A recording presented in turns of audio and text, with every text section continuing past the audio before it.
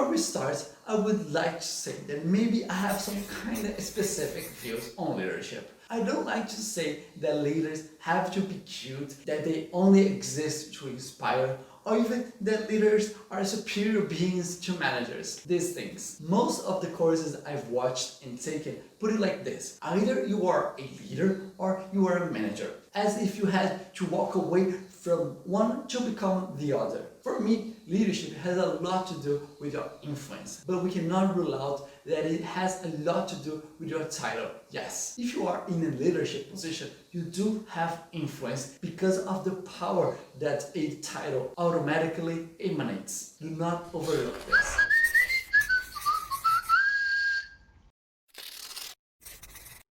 Learning about the concept of leadership is knowing how to play both roles. Your role in the organization changes. If you worked as salesperson, attendant, or developer, now your colleagues are no longer your peers. Another posture will be expected from you. In the short term, you can be head of your team and be a friend to them, but it will affect your decision making in the near future. It is unconscious. This is called cognitive bias. You don't weigh a friend's future in the same way that you reflect on another person's. Unless you plan to be a leader for just 6 months, you will have to become a manager as well. So, I've already mentioned before, there is no such dichotomy between leaders versus managers. Although I do understand the intention behind this post. It is to discard the traditional idea of an authoritarian leader and to paint this vision that leaders can achieve much better results by engaging the direct reports with the company's culture, social activities,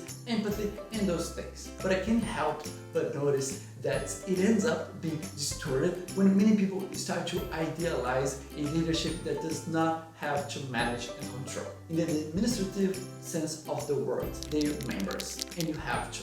Knowing the structure of our course on effective leadership. Awesome! Now let's understand a little bit about how this course on effective leadership was built. In this first lesson, I wanted to define some general views on what is leadership, the concept of leadership, and which way we are heading to. We discussed the things you do the most often, to understand your team and make decisions. Then in the second lesson on the routine of a leader, we will cover the 3 most repetitive tasks of a leader and tips on how to do them well. In the third lesson, we will cover this concept of stages of team development. This theory talks about what are the steps that every team goes through to reach high performance. This will serve as a basis for our 4th lesson, where we'll talk about the biggest problems of the team, what will hinder your success. In the 5th lesson, we will go through the concepts of management that I believe are fundamental to leaders: project planning and execution cycle, the PDCA cycle. This is basic management. In the 6th lesson,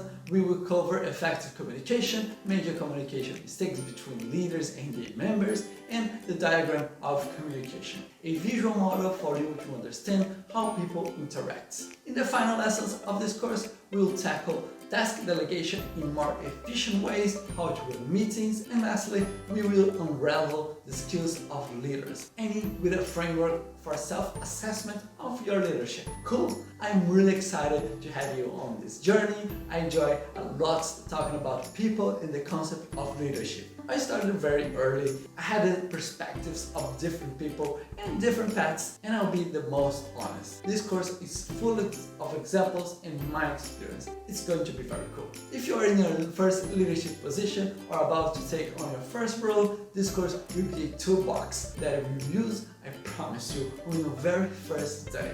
This course will also be great for people who are proud of their careers and who would like to take the next step and apply for a leadership position. I have to say my hometown, better than that, just try stats. Now that we understand the basics of what is leadership and the concept of leadership, we will see in the first lesson, routine of a leader, the 3 main tasks for a leader to perform. Those that occupy 80% of their routine, and then if you master them, you will stand out and feel more confident for the rest of your journey. Make sure you are subscribed to my channel to follow the lessons, like this content if you think it can help you, and share it with your colleagues and coworkers. Always look both ways. See you in the future.